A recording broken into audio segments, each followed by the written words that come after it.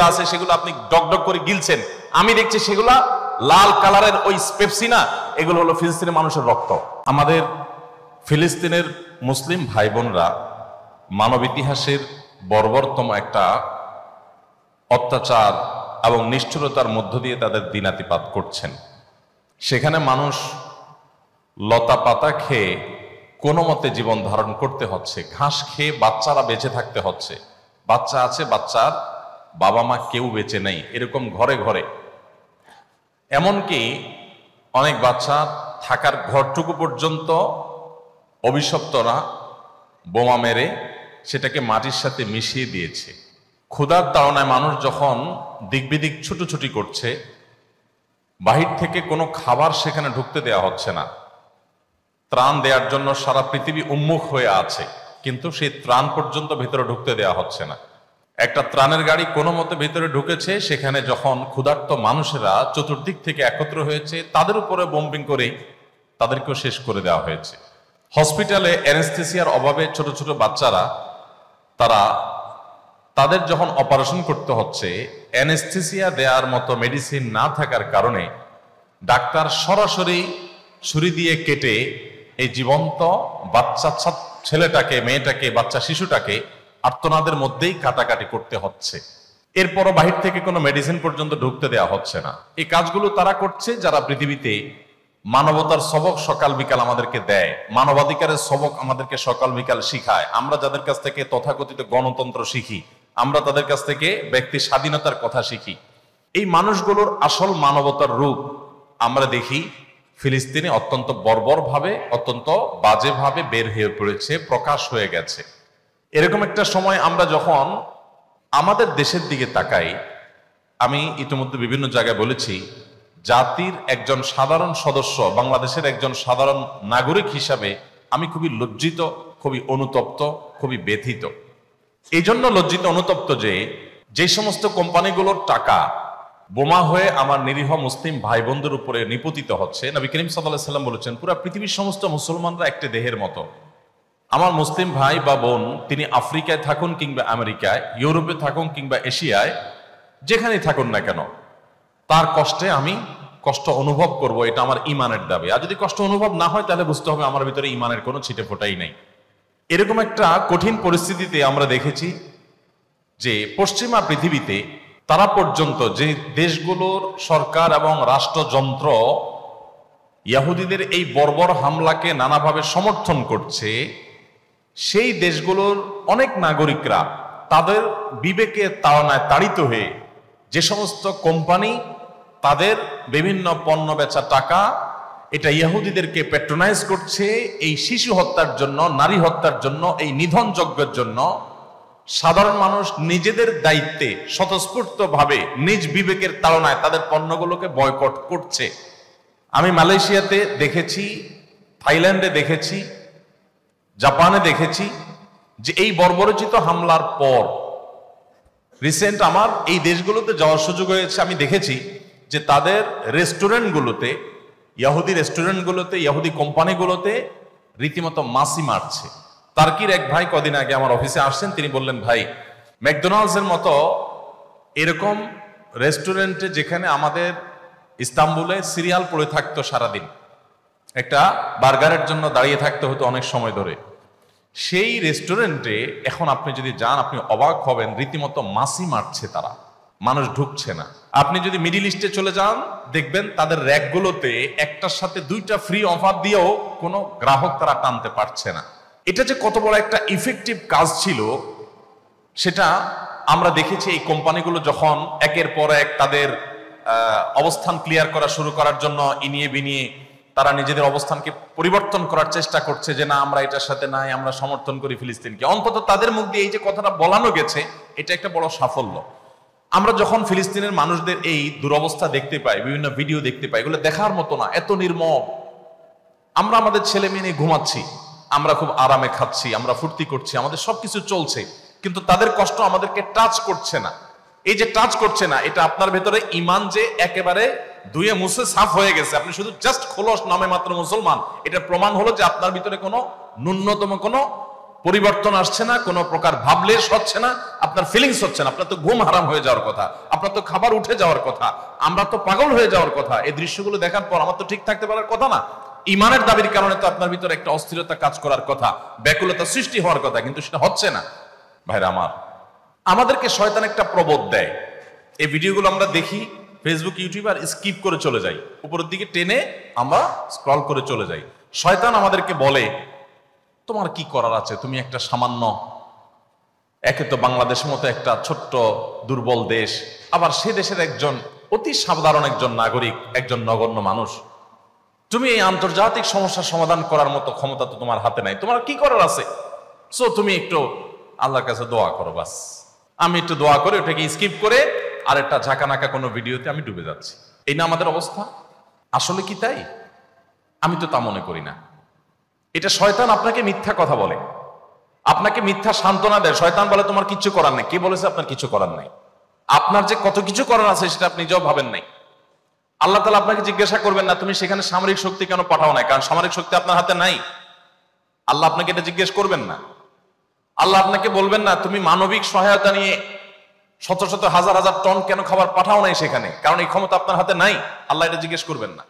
আল্লাহ জিজ্ঞাসা করবেন তোমার হাতে একটা ইহুদি পণ্য তোমার বাসায়, তোমার টয়লেটে, তোমার বেডরুমে, তোমার প্রত্যেকটা জায়গা, কখনো সাবানের নামে, কখনো শ্যাম্পুর নামে, কখনো লোশনের নামে, কখনো চকলেটের নামে, কখনো ড্রিঙ্কসের নামে, কখনো রেস্টুরেন্টের ফাস্টফুডের নামে, তোমার বাসার প্রতিটা কক্ষে কক্ষে, প্রতিটা টয়লেটে তাদের পণ্যগুলো শোভা পেয়েছে। এই পণ্য বেচা টাকা দিয়ে তারা বোমা হামলা করে মানুষ মেরেছে। তুমি শুধুমাত্র তাদের প্রতি সিম্পেথি দেখাতে পারতে, সেটা তো দূরের কথা, উল্টো বরং তুমি সেই বোমা হামলার সঙ্গে জড়িত। তুমি জেনে হোক আর না জেনে হোক, তুমি বুঝে হোক আর না বুঝে হোক, তুমি কিন্তু সেই বোমা হামলার সাথে জড়িত। প্রতিদিন তুমি চাঁদা দিচ্ছ ফিলিস্তিনের মানুষকে হত্যা করবার জন্য। আল্লাহ এই কথা বলবেন? এই কথা বলার যথেষ্ট সুযোগ আছে? প্রতিদিন আপনি চাঁদা দিচ্ছেন। আমি একটা পেস্ট কিনতেছি না, আমি একটা বোমা হামলার জন্য টাকা ইনভেস্ট করছি বা চাঁদা দিচ্ছি। প্রতিদিন বাংলাদেশের প্রত্যেকটা মানুষের কাছ থেকে, প্রতিটা মানুষের ঘর থেকে ওরা চাঁদা তুলে নিয়ে যাচ্ছে। আপনি মনে করছেন মুদি দোকানে গিয়ে আমি মালামাল কিনে আনছি। আল্লাহর কসম করে বলছি এটা মালামাল কিনা না। এটা আপনি দেখছেন মালামাল কিনা, আমি এটাকে মালামাল কিনা দেখছি না। আপনি দেখছেন আপনি পেপসি বা কোকা কোলা বা সফট ড্রিঙ্কস এদের যেগুলো আছে সেগুলো আপনি ডক করে গিলছেন। আমি দেখছি সেগুলা লাল কালারের ওই পেপসি না, এগুলো হলো ফিলিস্তিনের মানুষের রক্ত। আপনি দেখছেন সেগুলো হয়তো কোক, আমি দেখছি সেগুলো রক্ত। বাংলাদেশের মানুষ এরকম ভুলো জাতি পৃথিবীতে আরেকটা আছে কিনা আমি জানি না। আমরা খুব দ্রুততার সাথে ভুলে যাই। আমরা কাউকে মাথা তুলতেও দেরি করি না, আবার মাথা থেকে আছাড় দিতেও আমরা দেরি করি না। এটা আমাদের একটা দুর্বলতা। আমাদের এই দুর্বলতাটা আমাদের কাটিয়ে ওঠার চেষ্টা করা দরকার। আমরা কয়দিন খুব জোরে সোরে বয়কট করে এরপরে আবার আমাদের সবকিছু সয়ে যায়। এক ভাই খুব চমৎকার বলেছেন, আমরা মানিয়ে নিয়েছি শোক, আবার উদরে ঢালছি কোক। আমার এখানে আসার উদ্দেশ্য ব্যাখ্যা করতে এই কথাগুলো আমি বললাম। আমি কেন এসেছি? আমি জানি যে এইটা company Tasmia cosmetics and toilets limited, এই কোম্পানি এটা একটা দেশীয় কোম্পানি। আমি যতটুকু জানি সম্পূর্ণ 100% একটা দেশীয় কোম্পানি। এই কোম্পানির সমস্ত প্রোডাক্টগুলো দেশীয় প্রোডাক্ট। এরকম আরো যে সমস্ত কোম্পানি দেশীয় আছে, এই কোম্পানির মান, গুণগত মান যদি সেই বাইরের জিনিসগুলোর চাইতে কমও হয়, দাম যদি বেশিও হয়, আমার ইমানের দাবি, আমার দেশের প্রতি ভালোবাসার দাবি, আমি আমার দেশীয় পণ্যগুলো কিনবো, আমি এগুলো কিনবো না। এই কথা আমি দীর্ঘ বহুদিন থেকে বলে আসছি। আমার এখানে আসার মূল আকর্ষণের জায়গাটা এটা যে এটা একটা দেশীয় কোম্পানি। আমার উদ্দেশ্য যে আমরা দেশীয় পণ্য ব্যবহার করার ব্যাপারে আমরা আগ্রহী হই এবং ইহুদিদেরকে পণ্য কেনার নাম করে ইহুদিদের, আপনার ফিলিস্তিনের মানুষদের হত্যার জন্য চাঁদা না দেই। আপনি নামাজ পড়তেছেন, আপনি সিজদা করতেছেন, আপনি অনেক কিছু করতেছেন, দিন শেষে আপনি মুসলমানদের হত্যার সঙ্গে জড়িত। আপনি নিরীহ মা শিশুগুলোকে হত্যার সাথে জড়িত, আপনি জানছেন না। তো আমার এখানে আসার আগ্রহের জায়গাটা আমি আশা করি পরিষ্কার করতে পেরেছি যে আমি ওই সমস্ত পণ্যগুলো বয়কটের পেছনে আমি কাজ করার চেষ্টা করছি, বয়কটের জন্য কাজ করার চেষ্টা করছি, ক্যাম্পেইন করার চেষ্টা করছি, বিভিন্নভাবে উৎসাহ দেওয়ার চেষ্টা করেছি। একটা দেশীয় পণ্য, একটা দেশীয় কোম্পানি, তাদের যে অনেকগুলো আইটেম আছে, প্রত্যেকটা আইটেমই আমাদের নিত্য প্রয়োজনীয়, প্রতিদিনের দরকার হয়। তো তাহলে আমরা কেন এই কোম্পানির আইটেম বাদ দিয়া অন্য জিনিস আমি কিনবো? আমার দেশীয় জিনিস, আমি শুধুমাত্র এই কোম্পানির কথা আমি বলছি না, যত রকমের দেশীয় আইটেম আছে আমি সেগুলো কেন কিনছি না? মুসলিম কান্ট্রিগুলোর তৈরি করা জিনিস খুঁজে খুঁজে আমি কেন কিনছি না? আমরা মুসলমানরা যদি শুধুমাত্র তাদের পণ্যগুলো বয়কটটা যদি যথাযথভাবে করতে পারি, তাহলে তারা অন্তত 50% এমনিতেই সাইজ হয়ে যাবে, এমনি সোজা হয়ে যাবে, যদি আপনি তাদের পণ্যগুলো বয়কটটা যথাযথভাবে করতে পারেন। আমি যে বলেছিলাম একটা কথা, বাংলাদেশি হিসেবে আমি লজ্জিত, অনুতপ্ত, সেটা এই জন্য বলেছি যে গোটা পৃথিবীতে যেখানে বয়কট করে তাদের ব্যবসা লাঠে উঠায় দিয়েছে, আমার এই স্বদেশ এটা নাকি দ্বিতীয় বা তৃতীয় বৃহত্তর মুসলিম দেশ, সবচেয়ে বেশি পৃথিবীতে যে দেশগুলোতে মুসলমানের সংখ্যা বেশি তার ভিতরে দ্বিতীয় বা তৃতীয় আমার দেশ, অথচ আমার দেশে এদের পণ্যগুলো বয়কটের তেমন কোনো হিড়িক পড়ে নাই। এটা একজন আলেম হিসাবে আমার ব্যর্থতা, যা আমি আমার জাতিকে বোঝাতে পারিনি।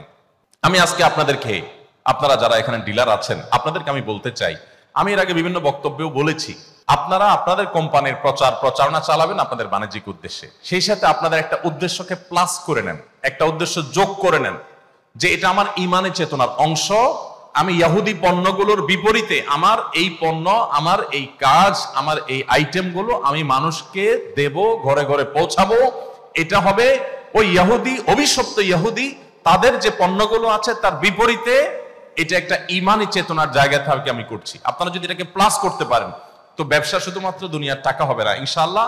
আল্লাহ তাআলার কাছে আপনি শুধুমাত্র এই একটা আমল যদি নিষ্ঠার সাথে করতে পারেন, ইখলাসের সাথে করতে পারেন, আবার বাণিজ্যিক উদ্দেশ্যে ধর্মকে ব্যবহার না করে বরং নিছক আল্লাহকে খুশি করার জন্য যদি করতে পারেন, তো আমি তো মনে করি কিয়ামতের দিন আপনার এই আমলটার কারণেই শুধুমাত্র আল্লাহ তাআলা আপনাকে নাজাত দিয়ে দিতে পারেন। ভাইরা আমার, আমি আশা করব আপনারা এই বিষয়টাকে খুব ভালো করে রপ্ত করার চেষ্টা করবেন। আমি বিনয়ের সাথে আপনাদেরকে বলতে চাই যে আপনারা আপনাদের ব্যবসার পলিসির অংশ হিসেবে আপনাদের কোম্পানিতে, আমি কোম্পানির কর্তৃপক্ষ এখানে আছেন, আমি আপনাদের বলতে চাই, আকিজ বেভারেজ যেরকম তাদের সফট ড্রিঙ্কসের গায়ে তারা লিখে দিয়েছেন পরিষ্কার করে, উই স্ট্যান্ড উইথ ফিলিস্তিন, এবং এটা মার্কেটিং করেছেন, এবং তাদের সেল 10 থেকে 20 গুণ মনে হয় বেড়েছে। সেল বাড়ুক আর না বাড়ুক, সেল যদি একটাও না বাড়ে তাতেও আমার কিছু আসা যায় না, আমি সেখানে কাজ করব, আমার তো ইমানের বৃদ্ধি হবে, আমার তো সব তো ঠিকই আমি পাবো, টাকা আসুক আর না আসুক। সো এটা আমাদের ইমানের দাবি। আমি আপনাদেরকে বলতে চাই, আপনি যদি এখানে অন্য ধর্মাবলম্বীও কে থেকে থাকেন, তাও আপনার ইমান, আপনার বিশ্বাসের দাবি, আপনার মানবিক যে আপনার দিকটা আপনার মধ্যে আছে, সেই মানবিকতার দাবি, আপনার মানবতার দাবি থেকে আপনিও, আমি আশা করব যে আপনি দাবি পূরণ করবেন। আমরা একটা আইডিয়া বিভিন্ন জায়গায় মানুষকে দেওয়ার চেষ্টা করছি, বোঝানোর চেষ্টা করছি, যদি এভাবে ইমপ্লিমেন্ট করা এখনো শুরু হয় নাই। আমরা বলাবলির মধ্যে আসি যে মুদি দোকানগুলো যদি উদ্যোগ নেয় যে তাদের দোকানের বাইরে তারা একটা ছোট ব্যানার টাঙিয়ে দিবে এবং লিখে রাখবে যে আমরা অমুক অমুক কোম্পানির মাল পণ্য বয়কট করছি, এগুলো আমাদের দোকানে রাখছি না, এটা শুধুমাত্র আল্লাহ সন্তুষ্টির উদ্দেশ্যে, ফিলিস্তিনের নির্যাতিত মানুষদের জন্য আমি আর কিছু করতে পারলাম না, আমার তো উচিত ছিল আমার জীবনটা দিয়ে দেওয়া, জীবন তো দিতে পারলাম না, আমি অন্তত আমার এতটুকু স্যাক্রিফাইস করলাম যে দোকানে কেনা বেচা অর্ধেকে নেমে আসবে, হয়তো আরো অনেক কমে আসবে, হয়তো আমার অনেক কষ্ট হবে, আমার সংসার চালাতে অসুবিধা হবে, আমার ব্যবসায় লস হবে, তারপরও আমি সকল স্যাক্রিফাইস করব আল্লাহর জন্য, ওই নিরীহ মানুষগুলোর দিকে তাকিয়ে। আমি এটা করার জন্য এই পণ্যগুলো আমি বয়কট করছি। আপনিও হে ক্রেতা, আপনিও আল্লাহর জন্য বিবেকের তাড়না আপনি বর্জন করুন। এরকম ব্যানার যদি কোনো কেউ লাগিয়ে দিতে পারেন যে আপনারা এই দোকানের পণ্য কিনেন, আমি 20 কিলোমিটার দূরে গিয়ে হলো সেই দোকান থেকে আমি নিজে পণ্য কিনবো ইনশাআল্লাহ। আপনারা যারা আছেন, আপনারা এই বিষয়গুলোকে মাথায় রেখে যদি আপনারা একটু মার্কেটিং করেন, আপনারা যদি একটু প্রচারণা চালান, আপনারা অনেক মানুষ এখানে আছেন, অনেকগুলো ডিলার আপনারা আছেন, তাহলে সেক্ষেত্রে আপনার ব্যবসায় লাভ হোক বা না হোক, এমনকি ব্যবসা যদি লসও হয়, ইনশাআল্লাহ আল্লাহর কাছে আপনার পাওনা নিশ্চিত হবে। দুনিয়ার মানুষ ভুলে যেতে পারে, আল্লাহ তাআলা ভুলেন না, আল্লাহ তাআলা কোনো কিছু কম দিবেন না ইনশাআল্লাহ। আপনারা চেষ্টা করবেন তো ইনশাআল্লাহ। আমি তো মনে করি যে এই প্রেক্ষাপটে, এই বাস্তবতায়, ফিলিস্তিনের এই বাস্তবতা অন্তত আপনারা যদি প্রত্যেকে আন্তরিক হন এবং সচেষ্ট হন, তাহলে সেক্ষেত্রে আপনারা বাণিজ্যিকভাবেও লাভবান হতে পারেন, কিন্তু সেটা মূল উদ্দেশ্য থাকবে না। আপনারা মূলত দ্বীনি চেতনা থেকে এই কাজটি করবেন। আল্লাহ তাআলা আমাদের সবাইকে আমাদের যে দায়িত্বটুকু আছে সেই দায়িত্বটুকু আদায় করার তৌফিক দান করেন। আপনি একজন ডিলার হিসাবে আপনার যতটুকু করার সুযোগ আছে আপনি ততটুকু কতটা করেছেন? প্রয়োজন এটার উপর একটা লিফলেট ভালো কাউকে দিয়ে আপনি একটা লিফলেট ছাপায় নেন 2 পৃষ্ঠার, একজন মানুষকে দাওয়াতের উদ্দেশ্যে দিয়ে দেন, ভাই আমাদের পণ্যই কিনতে হবে এমন কোনো কথা নাই, তবে আপনি ভাই অবশ্যই এই ইহুদিদের পণ্যগুলো বয়কট করেন। আপনি দাওয়াত দিতে থাকেন মানুষকে এবং উৎসাহিত করতে থাকেন, এবং আপনার কোম্পানির মাল আপনি বিক্রি করতে, সেল করতে আপনার ভিতরে একটা প্রেরণা কাজ করা উচিত। এই জন্য যে আপনি একটা রীতিমতো একটা সংগ্রামের অংশ হয়ে গেছেন। আপনি একটা জুলুমের বিরুদ্ধে, আপনি একটা পণ্য বিক্রি করছেন না, আপনি রীতিমতো জুলুমের বিরুদ্ধে কাজ করছেন। এই চেতনাটা আপনাদের মধ্যে যেন আসে। সেই সাথে এবছর বিশেষভাবে আমি যে কথাটি বলতে চাই তা হলো, আপনারা জানেন আমাদের দেশে নামাজ রোজা করা মুসলমান, মেয়েদের মধ্যে বোরকা পরা, পর্দা করা মুসলমান, পুরুষদের মধ্যে দাড়ি রাখা মুসলমান, টুপিওয়ালা মুসলমান, উমরা করা, হজ করা মুসলমানের অভাব বাংলাদেশে ততটা নাই। যতটা অভাব আছে কাজে কারবারে, লেনদেনে, কর্মক্ষেত্রে, ব্যবসা বাণিজ্যে, অফিস আদালতে মুসলমানিত্বের পরিচয় দিয়ে চলা মানুষের। মসজিদে মুসল্লি যে পরিমাণ পাওয়া যায়, অফিস আদালতে সৎ মানুষ, দোকানে, বাজারে, কর্মক্ষেত্রে, মার্কেট প্লেসগুলোতে সেরকম সৎ মানুষের সংখ্যা মসজিদের মুসল্লির তুলনায় একেবারেই কম। অথচ আমাদের জান্নাত নির্ভর করে অনেকখানি এই বিষয়গুলোতে সততার উপর। আমাদের ইমানটা যখন বিশুদ্ধ থাকবে, ইসলামের মৌলিক কাজগুলো যখন আমরা করবো, ৫ ওয়াক্ত নামাজ ঠিকমতো পড়বো, জাকাতটা ঠিকমতো দিব, রমজানের রোজাটা রাখবো, তৌফিক হলে হজ করব, বেসিক কাজগুলো করলাম। এর বাইরে আমাদের জীবনের মূল অংশ যেটা আমাদের জান্নাত বা জাহান্নামকে নির্ধারণ করে দেয়, সেটা হলো আমাদের এই লেনদেন। ব্যবসায় আপনি লাভবান হন বা না হন, আপনি যদি সততার সাথে ব্যবসা করতে পারেন তো আপনি লাভবান হওয়ার পরে কোনো সন্দেহ নেই, কোনো সন্দেহ নেই। লাভ যদি আপনি শুধুমাত্র টাকা পয়সা কতগুলো আহরণ করাকেই ধরে নেন, তো আমি আপনাকে বিনয়ের সাথে বলতে চাই, এইরকম তথাকথিত লাভ পৃথিবীতে বহু মানুষ করেছে, কিন্তু তারা আখেরাতের অশান্তি তো অনেক পরের বিষয়, দুনিয়াতে তারা শান্তি জিনিসটা পায় নাই। আপনার আশেপাশে আপনি দেখবেন, বহু লোককে দেখবেন টাকা পয়সার পাহাড় জমিয়ে ফেলেছে, কিন্তু শান্তির দেখা পায় নাই। শান্তি দেওয়ার মালিক আল্লাহ তাআলা। আল্লাহ তাআলা যখন শান্তি দিবেন তখন কুড়ো ঘরে দিবেন, আর আল্লাহ যখন শান্তি দিবেন না তখন আট্টালিকার মধ্যেও শান্তি দিবেন না। অতএব আপনি আপনার চেষ্টা থাকবে সততার সাথে ব্যবসা করা। আমি জানি এই বিষয়ে ওয়াজ করা যত সহজ, আমল করা তত সহজ না। আমল করা অনেক কঠিন। দাঁড় করে দিলে সততার উপর আপনি অনেক কথা বলতে পারবেন, কিন্তু ফিল্ডে কাজ করাটা অনেক কঠিন কাজ। আর এই কঠিন কাজটার বিনিময়ে তো আল্লাহ জান্নাত দিবেন। ইমানদারের বিষয় নবী করিম সাল্লাল্লাহু আলাইহি ওয়াসাল্লাম বলেছেন, আজাবান লি আমরিল মুমিন, ইমানদারের পুরো বিষয়টাই অদ্ভুত। ইন্না আমরাহু কুল্লাহু খায়র, ইমানদারের সবকিছুতে কল্যাণ। ইন আসাবাহু খায়রুন শাকারা, ইমানদার যদি ব্যবসা করে লাভবান হয়, কোনো কাজ করে সাকসেস হয়, তাহলে সে আল্লাহর কাছে কৃতজ্ঞতা আদায় করে সিজদায় পড়ে যায়, শুকরিয়া জানায়, ক্রেডিটটা আল্লাহকে দেয়, নিজে ক্রেডিট নেয় না। তো এর মাধ্যমে তার একদিক থেকে লাভবান হয়েছে, আবার শুকরিয়া আদায় করে, কৃতজ্ঞতা আদায় করে আল্লাহর কাছে সে বিনিময় লাভ করে, দুই দিক থেকে লাভবান হয়ে গেল। আর যদি ইমানদার লুজার হয়, ক্ষতিগ্রস্ত হয় তার ব্যবসায়, তার কাজে, তখন সে সবর করে, ঠিক আছে আল্লাহর ফয়সালা আমি মেনে নিয়েছি, আল্লাহ যা আমার জন্য কল্যাণে তাই রেখেছেন, এই পরিণতি যেটা আমার বরণ করতে হয়েছে, এর বিনিময়ে যদি আল্লাহ আমাকে কিয়ামত দিন বলে, যাও তোমাকে আমি ব্যবসায় অনেক লস দিয়েছি, তুমি ধৈর্য ধারণ করতে পেরেছো, সো তোমাকে এখন জান্নাত দিয়ে দিলাম, তাহলে আমার বেস্ট ডিলিংস এটা। লাখ টাকা কামাইলে কত আর কামাইতাম, অনন্ত অসীমকালে জান্নাত পেয়ে গেলাম। অতএব বিপদে যদি সে সবর করে, ফাকানা খায়রাল্লাহ, সেটাও তার জন্য কল্যাণের হয়। সম্মানিত ভাইরা আমার, আমি আপনাদেরকে যে বার্তাটা দিতে চাচ্ছি এখান থেকে, যে আপনারা যদি সততার সাথে ব্যবসা করেন, ব্যবসা যদি লাভবান হন, শুকর আদায় করবেন আল্লাহ তাআলা, তাহলে ডাবল লাভ হবে। আর যদি কোনো কারণে সততার সাথে চলতে গিয়ে লুজার হন, তো আপনি সবর করবেন, তাতেও আপনার সবরের বিনিময়ে জান্নাত নিশ্চিত হবে ইনশাআল্লাহ তাআলা। সো আপনার হারাবার কিছু নেই, আপনার হারাবার কিছু নেই। মনে রাখবেন, আপনার সন্তানকে হালাল খাওয়ানোর চেষ্টা করবেন। আমাদের মায়েরা আজকাল 2, 3, 4 বছর বাচ্চাদের পেছনে খাবারের বাটি আর চামচ নিয়ে যেভাবে দৌড়াদৌড়ি করে, যেভাবে চোর পুলিশের মতো দৌড়াদৌড়ি করতে থাকে, ছুটোছুটি করতে থাকে, এর শিকিবার চেষ্টাও যদি মায়েরা বাবারা করতেন, যে সন্তান যেন হালাল খায়, খাওয়ানোর জন্য যতটা অস্থির, তার 4 ভাগের 1 ভাগও যদি আমরা অস্থির থাকতাম সন্তানকে হালাল খাবারের ব্যাপারে, যে হারাম যেন না খায় আমার সন্তান, আমার ব্যবসা হোক আর না হোক আমি হারাম খাওয়াবো না, এই চেষ্টা যদি করতেন, তাহলে আমাদের জীবনটা স্বর্ণের হয়ে যেত। সোনালী সমাজ, সোনালী পরিবার আমরা পেয়ে যেতাম। আমাদের সন্তানরা আমাদের চক্ষু শীতল করত, এই সন্তানদের দেখে দিলটা জুড়িয়ে যেত। এখন দিল জুড়ায় না। বেশিরভাগ পরিবারে, বেশিরভাগ মা বাবার অশান্তির কারণ হলো তাদের সন্তানরা, কারণ হলো আপনি হারাম খাওয়াচ্ছেন। দেখুন, হারাম এমন একটা জিনিস, এটা আপনি ঢুকাবেন নিজের শরীরে, নিজের পরিবারের সদস্যদের শরীরে, এটা কাজ করবেই করবে, গুলি মিস হতে পারে, এটা মিস হবে না। আপনি একটু পেছনে চলে যান, আমি সবসময় এক্সাম্পল দিই, একটু পেছনে 10 বছর 20 বছর 30 বছর আগে চলে যান। এখানে যারা 40+ বয়স আছে, আপনি আপনার শৈশবে চলে যান। আপনার সাথে আপনার বাবা মার যে বোঝাপড়াটা, এখন আপনার সন্তানের সাথে আপনার বোঝাপড়া কিন্তু এত ভালো না। আরো যদি পেছনে চলে যাই তো আরো ভালো দেখতে পাবো। আমাদের চাইতে আরো যারা সিনিয়র আছেন, যারা 50+, 60+ আছেন, তারা তাদের শৈশবে চলে যান। আপনি আপনার বাবা মাকে যতটা শ্রদ্ধা করতেন, আপনার সন্তান কি আপনাকে ততটা শ্রদ্ধা করে? আমরা আমাদের শৈশবে আমাদের বাবা মার কথা যতটা মানতাম, শ্রদ্ধার সাথে নিতাম, এখন কি আমাদের বাচ্চারা আমাদের কথাগুলো সেভাবে নেয়? কারণ কি? আমার বাবা মা আমাকে তো জামা একটা বেশি 2টা কিনে দিতে পারে নাই। আপনার বাবা মা তো আপনাকে ছোটবেলায় যা চাইছেন তা কিনে দিতে পারে নাই। একটা বেশি 2 তরকারি দিয়ে আপনাকে ভাত দিতে পারে নাই আপনার মা। অথচ আপনি তো আপনার ছেলেকে এখন 2টা কেন জামা, 4টা 5টা একসাথে কিনে দিচ্ছেন। আপনি তো আপনার বাচ্চাকে কোনো দিকে তাকাইলেই সেটা কেনার জন্য পাগল হয়ে যাচ্ছেন। আব্বু কি খাবা, কি তোমার লাগবে, এটা জিজ্ঞেস করতে করতে মুখ দিয়ে ফেনা তুলে ফেলছেন। আপনার ওয়াইফ তো 1 তরকারি না 5 তরকারি দিয়ে খাবার দিয়েও বাচ্চাকে খাওয়াতে পারছে না। এত খাবার দিচ্ছেন, এত সার্ভিস দিচ্ছেন, এত কষ্ট করছেন, এত কিছু দিচ্ছেন, এরপরও বাচ্চা আপনার কৃতজ্ঞ না। আর আপনার বাবা মা এত কিছু দিতে পারেন না, কিন্তু আপনি তাদের প্রতি কৃতজ্ঞ ছিলেন। তাহলে তখন কি ছিল, এখন কি নাই, একটু মেলাবার সময় আমাদের এসেছে। কিছুই দিতে পারেন নাই তারা, কিন্তু আমরা তাদের জন্য পাগল পড়া। আর এখন এত কিছু দিচ্ছি, কিন্তু ওরা আমাদেরকে দেখতেই পারে না।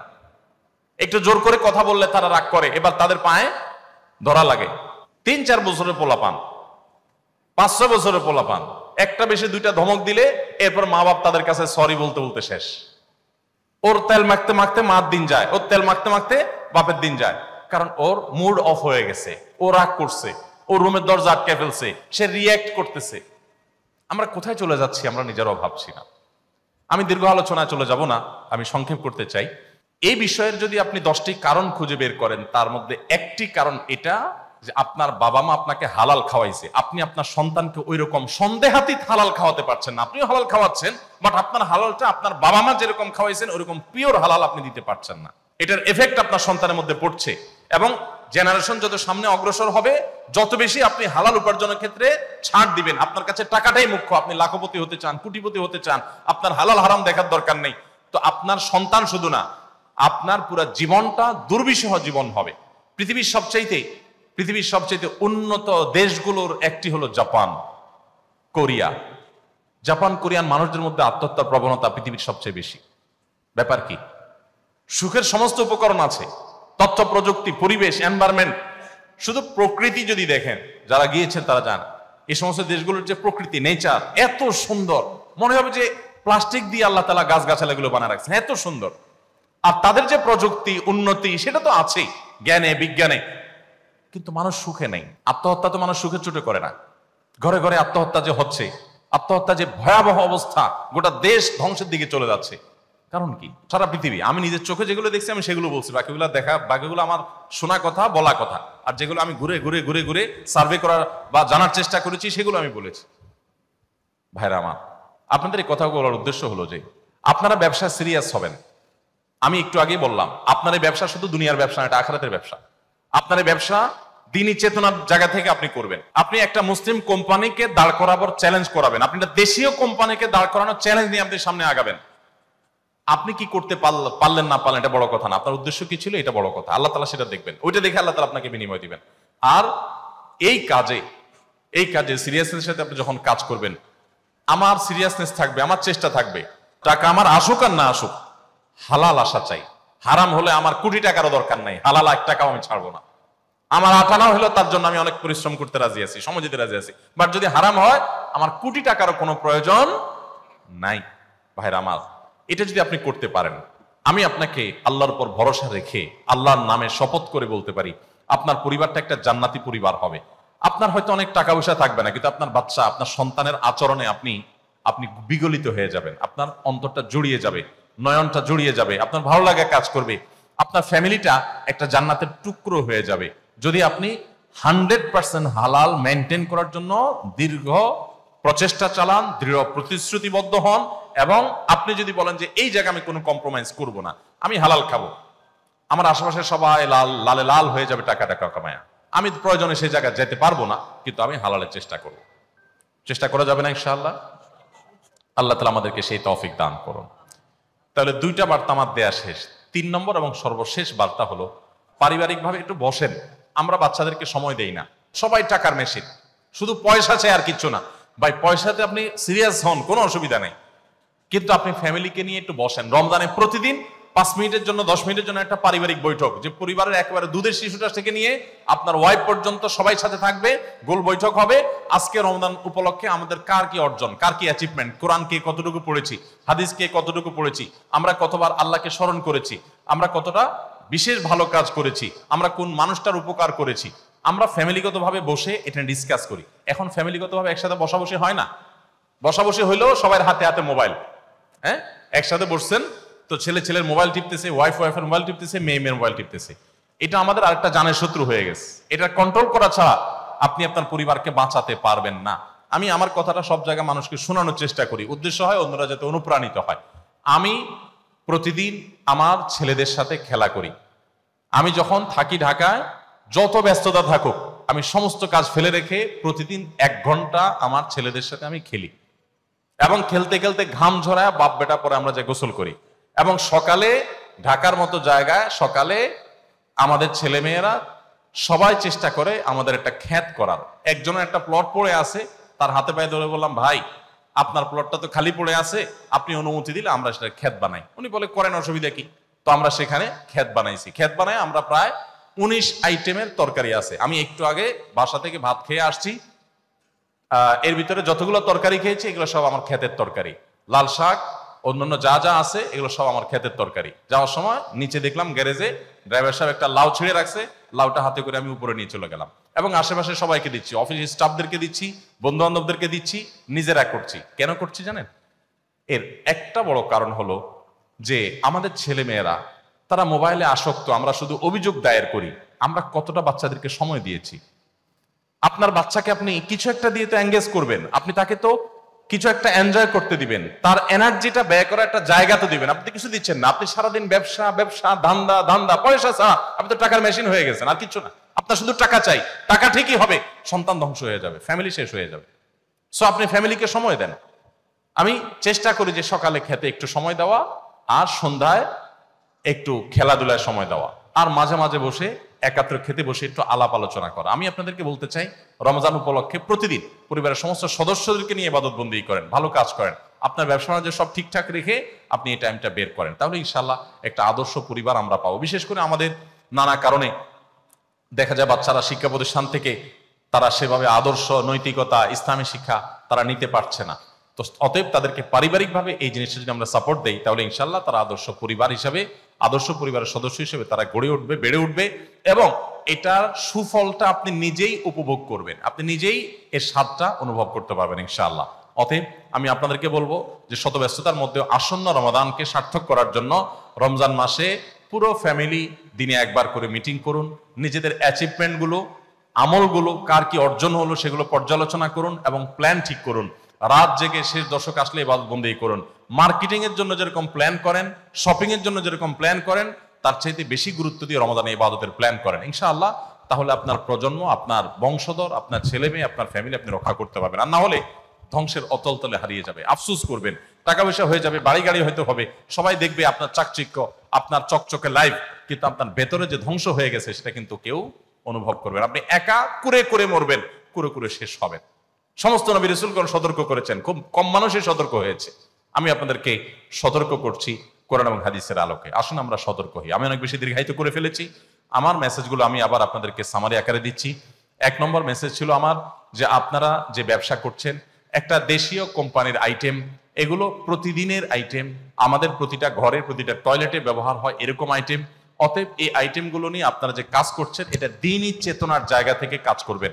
আপনারা আপনাদের বাণিজ্যিক উদ্দেশ্যে তো করছেনই, পাশাপাশি আপনার দ্বীনি চেতনাটাকে আমি বলছি অ্যাড করেন, প্লাস করেন, এবং আপনার উদ্দেশ্য হোক যে ইহুদিরা তাদের বিভিন্ন প্রতিষ্ঠান তারা বড় করে গোটা পৃথিবীব্যাপী জাল বিছিয়ে, টাকা কুড়িয়ে কাঁচিয়ে তারা আমাদের ঘরগুলো থেকে চাঁদা নিয়ে তারা মুসলমানদের নিধন যজ্ঞে সেটাকে ব্যবহার করছে।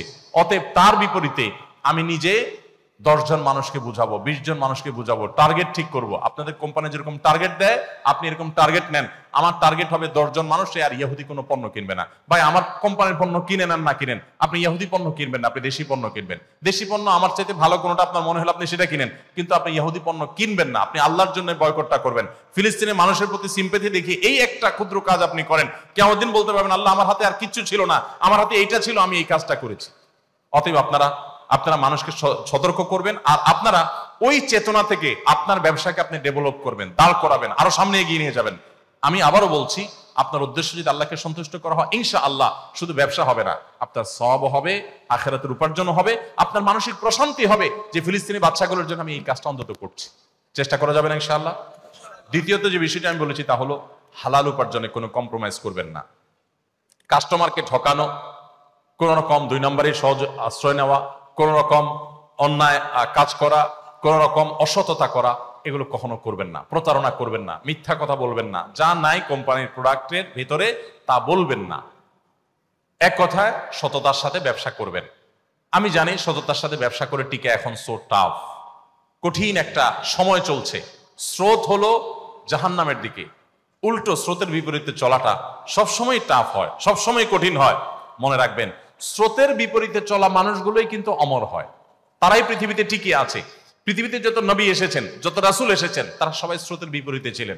তাদের কথা সমাজের অনেক নবী আছে, তাদের কথা সমাজের 1% মানুষও শুনে নেই, অনেকের কথা সমাজের 5% মানুষও শুনে নেই। যারা শুনে নেই, যারা মূলধারা ছিল, যারা স্রোতে ছিল, তারা হারিয়ে গেছে খড়কুটোর মতো। নবী রাসূলরা এখনো টিকে আছে। ফেরাউনের নামে কেউ নাম রাখে না, কিন্তু মুসার নামে মুসলমানরাও নাম রাখে, খ্রিস্টানরাও নাম রাখে, ইহুদিরাও নাম রাখে। আপনি যদি দেখেন হামান, কারুন, নমরুদ, তাদের কারোর নামে কেউ নাম রাখে না, কিন্তু ইব্রাহিমের নামে খ্রিস্টানরা, ইহুদিরা আব্রাহাম রাখে, আমরা ইব্রাহিম রাখি। অর্থাৎ সারা পৃথিবীতে সমস্ত ধর্মের মানুষের কাছে প্রায় সমাদৃত। যারা স্রোতের বিপরীতে চলতে শিখে তাদের কষ্ট হয়, এই কষ্ট করে বুক টান টান করে স্রোতের বিপরীতে দাঁড়িয়ে বাধা বহুত আসবে, পেটে লাথি পড়বে, খাবার আসবে না, ক্যাশে টাকা আসবে না, ব্যবসা লাঠে উঠবে, বহুত কিছু হবে, কিন্তু আমি আমার আদর্শে কম্প্রোমাইজ করবো না। আমি মুসলমান, আমাকে আল্লাহর সামনে দাঁড়াতে হবে। ব্যবসা শুধু এখানে যদি থাকতো তাহলে ঠিক আছে, যা ইচ্ছা তা করতাম।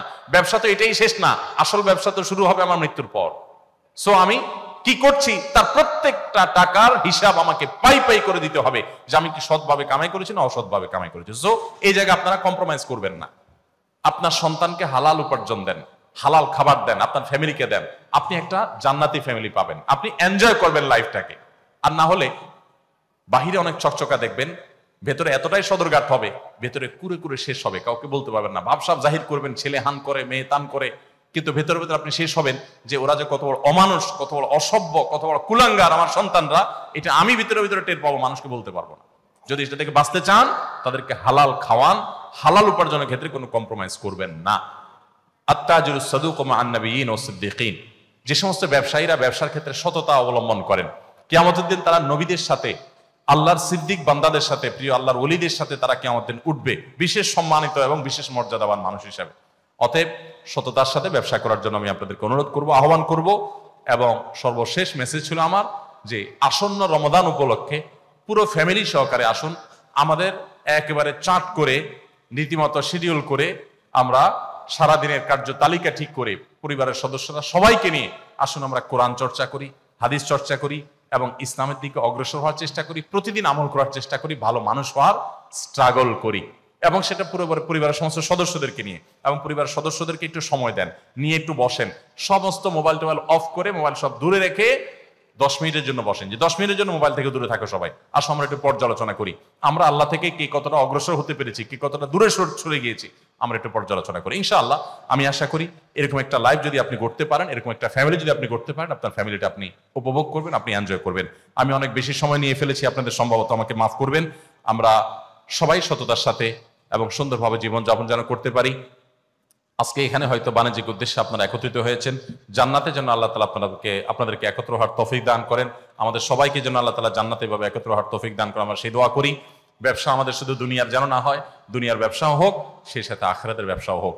আমরা দুনিয়াতেও এগিয়ে যাই, আখিরাতেও এগিয়ে যাই, ইমানদারের দৃষ্টিতে শুধু মৃত্যুর আগ পর্যন্ত না, বরং অনন্ত অসীমকালের জীবন পর্যন্ত। সো আমাকে এই জগতে এবং ওই জগতে উভয় জগতে সফল কাম হওয়ার চেষ্টা করতে হবে। আল্লাহ আমাদের সবাইকে তৌফিক দান করুন। জাযাকুমুল্লাহ খাইর।